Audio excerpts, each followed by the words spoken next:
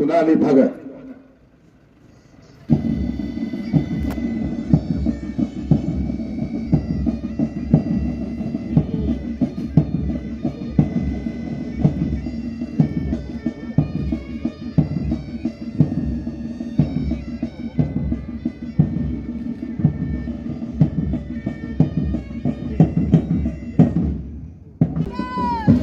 जिसकी क़यादत कर रही है यूथ कांस्टेबल सपना Saini. We shall walk hand in hands. Ahmed leading the contingent. तीसरा दस्ता आगे बढ़ता हुआ 29वीं दीक्षांत परेड का 20वीं दीक्षांत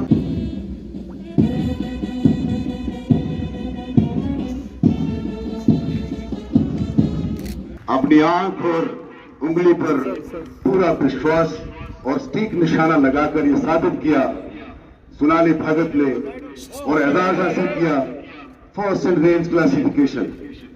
She'll be given a commendation certificate class 1 and a cash reward of नए जाबाज साथियों को अपनी तरफ से ब्लेसिंग दी है।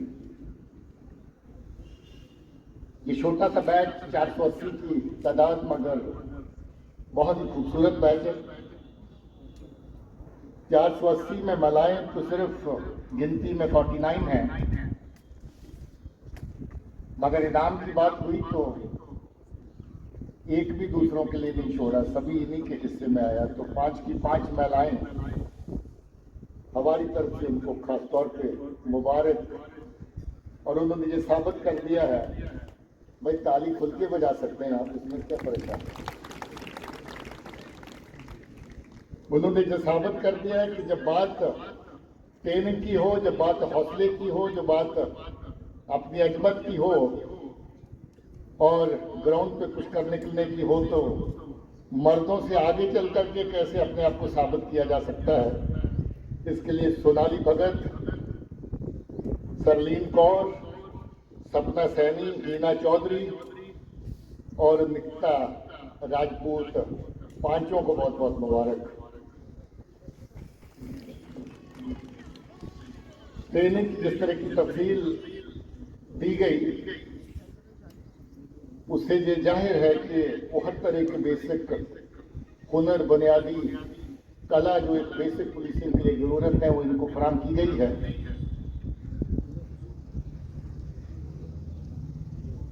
मैं इस बैच की एक और भी खूबसूरती बताऊं कि आपको देख के लगा नहीं होगा,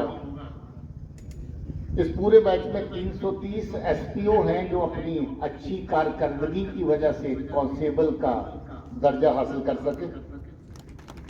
और इनको देखने के बाद आपको कहीं नजर आया होगा कि ये एसपीओ हैं और ये बराबर सफाई में किसी भी तरह मेयार में किसी तरह से कम थे, बिल्कुल कम नहीं थे।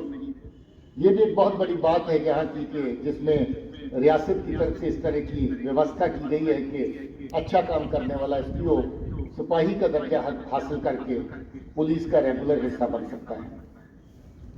ये छोटे से बेड़े में एक और 3 कैटेगरी जिसमें शामिल हैं, जिसमें कुछ फॉलोअर हमारे अच्छा काम करते हैं और उनका कद काठ और बाकी क्वालिफिकेशन अगर पूरी होती है वो भी कांस्टेबल बन सकते हैं। 32 लोग ऐसे हैं जो फॉलोअर थे और कांस्टेबल बने। एक और ऐसी प्रोविजन जो हमारे शहीद साथी जो हमारे साथ चलते हुए अपनी जान की आहुति चाहे तो किसी रणभूमि के लड़ाई के मैदान पे देते हैं या फिर नौकरी के दौरान डेथ इन हार्नेस के केसेस में जिनकी जान चली जाती है। 85 बच्चे और बच्चियां इस तरह की हैं जिन्होंने एसआरओ के तहत नौकरी हासिल करी। सरकार का भी इसके लिए बहुत बहुत शुक्रिया कि इस तरह की प्रोविजन जो है हमारे पुलिस के लिए करी गई है। और सिर्फ 33 डायरेक्ट रिक्रूट इस बैच के अंदर है, 33, बाकी सब 3 कैटेगरीज के साथ वाबस्ता है। और हमारी 5 बच्चियां जिन्होंने आज यहाँ पर आपने देखा जिनको परेड में, उनमें 4 एसआरओ के जरिए आई हैं और एक लड़की हीना चौधरी स्पोर्ट्स के खाते में अपनी बहुत ही अच्छी कारकर्दगी, वो बॉक्सर है बेसिकली, उसकी वजह से यहाँ पर पुलिस में कांस्टेबल के बतौर पे शामिल हुई है। आज साथियों जब आप पुलिस के बेड़े में शामिल हो चुके हैं, मैं आपके परिवार का सरबराह होने के नाते आपको वेलकम भी करता हूं और कहना भी चाहता हूं कि जम्मू कश्मीर पुलिस का इतिहास बड़ा खूबसूरत है और इस इतिहास को रचने के लिए बहुत सी कुर्बानियां जम्मू कश्मीर पुलिस के लोगों ने दी हैं। और आपने अभी अभी अहद किया है कि आप उस सब तरह की दुश्वारियों को झेलने के लिए, चुनौतियों का सामना करने के लिए किसी भी तरह से डरेंगे नहीं, घबराएंगे नहीं। और ये आपको पहले साबित कर चुके हैं, जो इसके अंदर 330 एसपीओ हैं वो काफ़ी देर से पुलिस के साथ पहले ही काम कर रहे थे। और मुझे उम्मीद है कि आप हर्फ ब हर्फ अपने आज के अहद को आने वाले टाइम में निभाने की पुरजोर कोशिश करेंगे और आप कहीं भी हमें फेल होते दिखाई नहीं देंगे। उसके लिए मेरी नेक दुआएं भी आपके साथ हैं। हम लोग आवाम की खिदमत के लिए खाकी वर्दी पहन के जहद करके पुलिस के बेड़े में शामिल हुए हैं। एक बात का खास ख्याल रखना पड़ेगा कि वर्दी जहां ताकत देती है, कानून की ताकत, वह जिम्मेवारियां देती है अवाम की खिदमत करने की, अवाम की हिफाजत करने की। ये दी हुई ताकत और करने वाली खिदमत दोनों के बीच में तालमेल को बना के रखना, बैलेंस को बना के रखना, ये आप लोगों की बहुत बड़ी जिम्मेवारी होगी।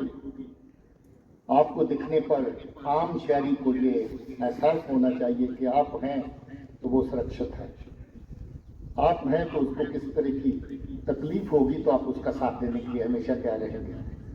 मैं आपसे ये उम्मीद करता हूँ कि आप इस अमल में कभी भी किसी भी तरह की कमी नहीं दिखाएंगे। ट्रेनिंग बहुत ही अहम हिस्सा है। इस साल के दौरान हम लोग लगभग 20,000 पुलिसकर्मियों को अलग अलग तरह की ट्रेनिंग दे चुके हैं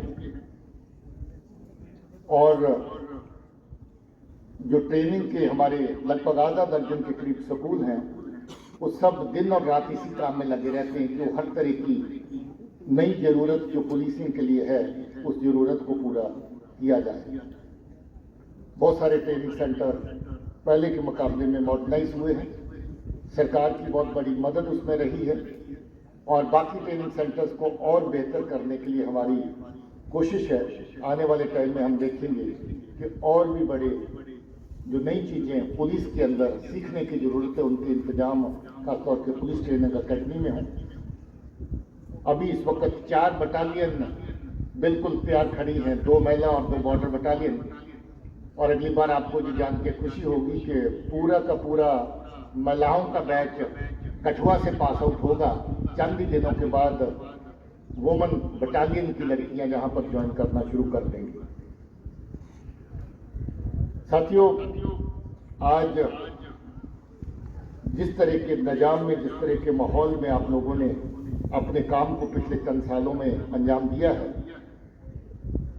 जिस तरह की सपोर्ट, जिस तरह का हौसला बुलंद करने की कार्रवाइयां honourable prime minister, honourable home minister, honourable LG साहब की तरफ से जम्मू कश्मीर पुलिस को मजबूती प्रदान करने के लिए हुई है, आप लोगों का हौसला बुलंद करने के लिए और फोर्सेस को जिस तरह की सपोर्ट मिली है, मुझे लगता है कि सरकार का जो तहैया है, जो फैसला है, जो अहद है कि हम दहशतगर्दी को जहाँ से जड़ से उखाड़ के फेंकेंगे, हम सब कामयाब होंगे उसमें।